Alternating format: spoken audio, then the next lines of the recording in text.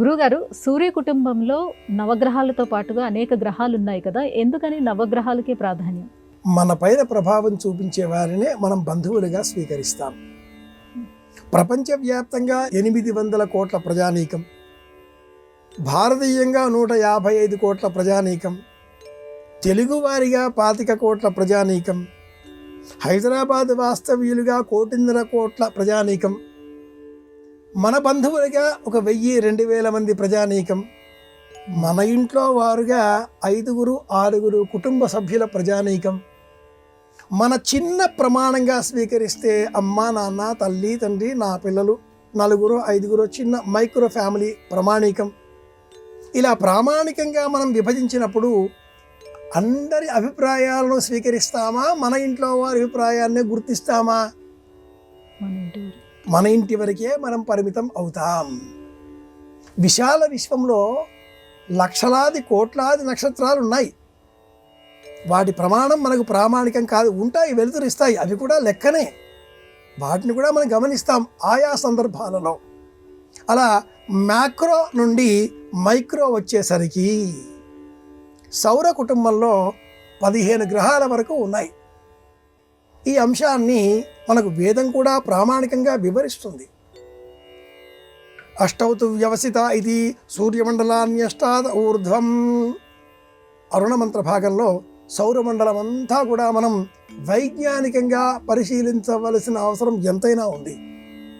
అసలు ఖగోళ విజ్ఞానంలో ఎన్ని సూర్యమండలాలు ఉన్నాయి, ఎన్ని ఉల్కలు ఉన్నాయి, ఎన్ని గ్రహ సంపుటులు ఇలాంటివి ఏర్పడి ఉన్నాయి, ఎంత ప్రపంచం విశాల విశ్వంలో ఉంది, ఈ అంశాలన్నింటినీ కృష్ణ యజురారణ్యకంలో ఉండే మొదటి పన్నం అరుణం అన్న పేరిట అరుణ ప్రపాఠకం ఇది వివరిస్తుంది.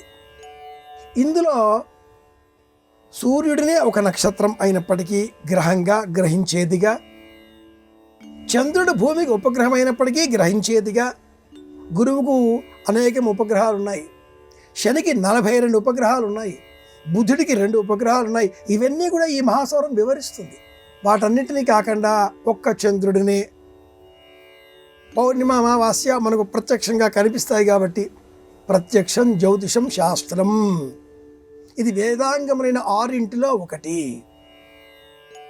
ఛందం, నిరుక్తం, జ్యోతిషం ఇవన్నీ 6 ఉన్నాయి. అందులో జ్యోతిషం ఉపగ్రహం గురువుగా, అనంతరం మనపైన ప్రభావం చూచే భూమికి పేరుగా ప్రత్యామ్నాయంగా కుజుడు, మనకు ప్రత్యామ్నాయంగా చంద్రుడు, కనిపించే ఇతర గ్రహాలలో కుజుడు, బుధుడు, గురువు, శుక్రుడు, శని ఈ 5 తీసుకొని జ్యోతిర్విజ్ఞానం ఒక నక్షత్రం, ఒక ఉపగ్రహం, 5 గ్రహాలు, 2 ఛాయాగ్రహాలు కనిపించని ఖండన బిందువుల వంటి నీడలు, వీటితో 9 అని సిద్ధం చేసి మన జాతక విభాగాన్ని ఇంత పటిష్టంగా మనకు అందించింది. అందుకే ఇన్ని వేల సంవత్సరాలుగా ఎంతోమంది ఈ జ్యోతిషం కట్టుకథలు అంటూ కొట్టిపారవేసినా ఇప్పటికీ సజీవంగా బ్రతికే ఉంది. చట్టబద్ధమైన విద్యలు కూడా జ్యోతిర్విజ్ఞానంలో ఈనాటి కాలంలో అనేక విశ్వవిద్యాలయాలు యూజీసీ నియమాలకు లోబడి అందిస్తున్నాయి. ఇది శాస్త్రీయం అంటూ సుప్రీంకోర్టు కూడా నిరూపణ చేసిన అనంతరం చట్టబద్ధమైన విద్యగా జ్యోతిషాన్ని జ్యోతిషంగా మనం ఆస్ట్రానమీగా మనం అధ్యయనం చేయాలి. నక్షత్రాల కదలికలకు సంబంధించిన శాస్త్రంగా గుర్తించాలి.